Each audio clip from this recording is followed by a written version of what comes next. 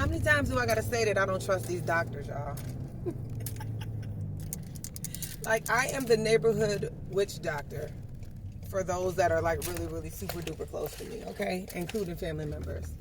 So like I had a friend and she let me know that she had an abnormal pap, right? Pap smear was all out of whack, showing up with high risk HPV, right? And what was so raggedy is the doctor basically just gave her the diagnosis and went about his day, right? I'm pulling up to my house, so please forgive me. I'm gonna try to whip it. But she let me know, because if it's one thing that I'm gonna make sure I'm invested in fully, it's women's health.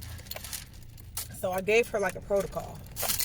And when I tell you, I didn't tell her like, you know, go back in 3 months, go back in 2 months, go back in whatever. No, I just gave her a protocol. She went back in 6 months, pap smear clear. And this wasn't just, oh, abnormal. It was literal diagnosis with high risk, either 18, 16, whatever, HPV virus, right? Yeah. And high risk is the one that can cause cancer downstairs. First part of the protocol, I told her to up her water game.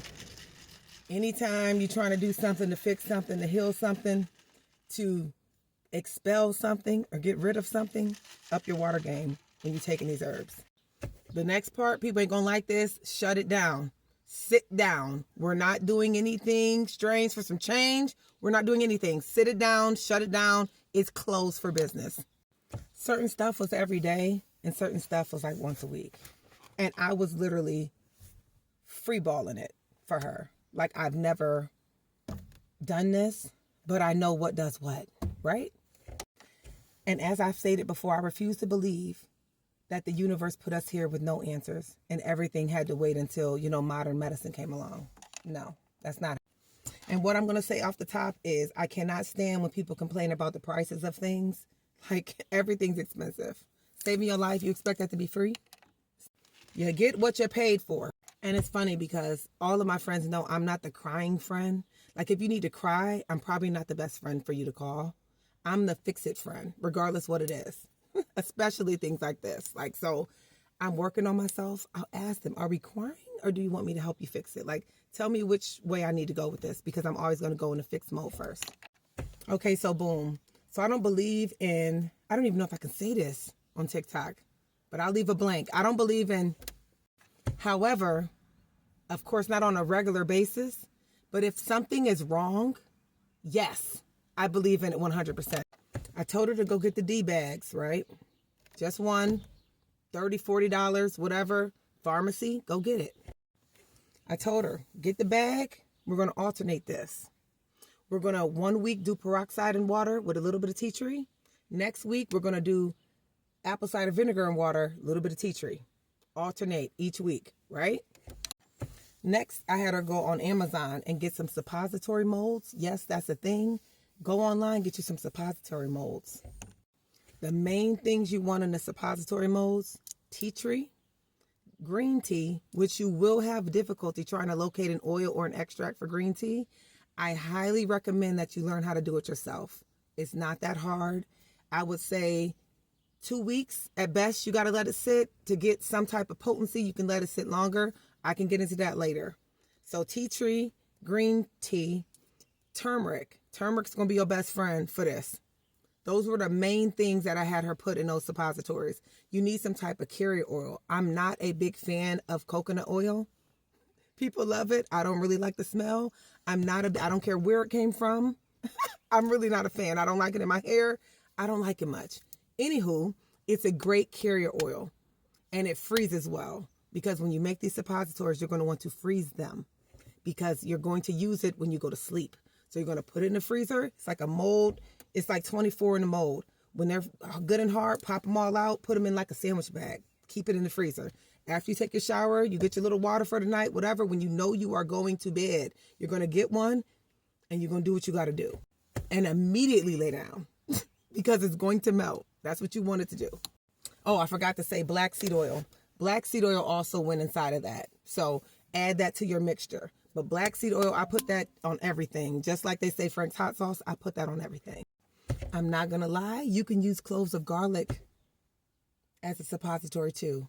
However, you want to make sure that you are well educated and know exactly what you're doing and how you're doing it, because you don't just get the clove, rinse it off and put it in there. You have to do certain things. You have to score it. You have to leave it out for a second. It's a lot to do.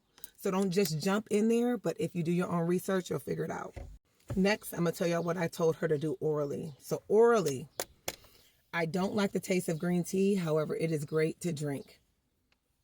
I don't know if she's drunk it or not, or just use it in the suppository, but that's what you want to do. Vitamins, I would say rock with vitamin A, vitamin C, and vitamin D.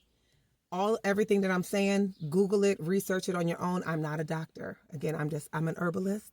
I believe in the technique. However, I'm not accepting liability. So research anything that I say.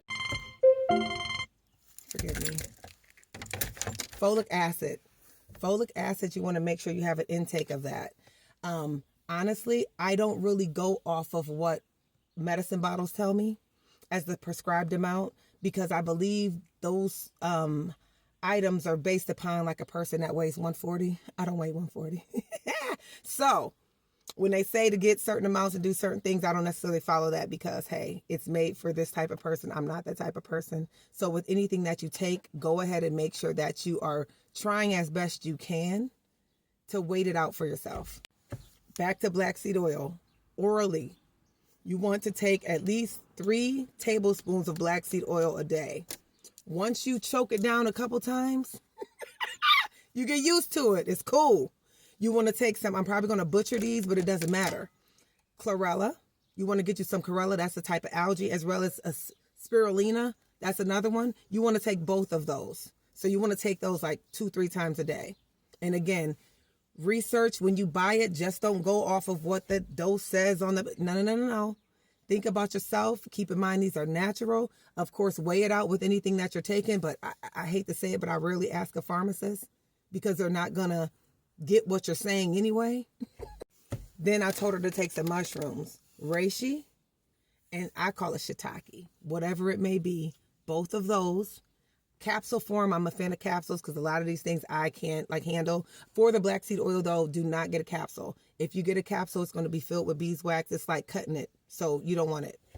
Take it straight. Take black seed oil. And also zinc orally. And when I tell you, she got a clear pap smear. And of course, I'm aware that viruses come and go and they go dormant and blah, blah, blah, blah, blah. I get it. But what I'm telling you is she's had a clear pap smear for 5 years now. The more you know.